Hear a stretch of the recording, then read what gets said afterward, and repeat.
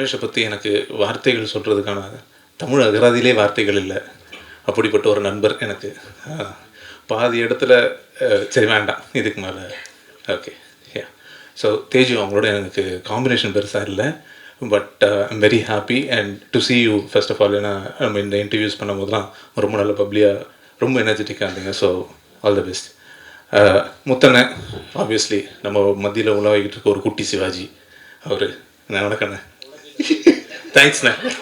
அதான் அது மட்டும் போச்சேன்னு சரி பார்த்தேன். வேறு ஒன்று ஜிவி டார்லிங்.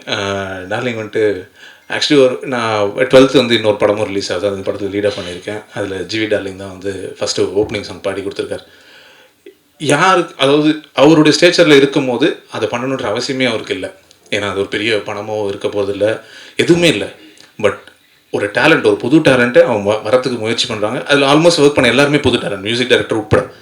ஸோ அவங்க எல்லாருக்கும் ஒரு இப்போ அவர் தான் அடையாளமே, அந்த பாட்டுக்கு அவர் தான் அடையாளமே. அந்த படத்தில் அவர் வந்து ஒரே ஒரு பாட்டு தான் பண்ணார். கிட்டத்தட்ட அந்த படத்தில் பாதி ப்ரொமோஷனில் அவர் தான் இருக்கார். ஸோ அந்த அளவுக்கு அவர் வந்து டேலண்ட்ஸை என்கரேஜ் பண்ணுற ஒரு டார்லிங்.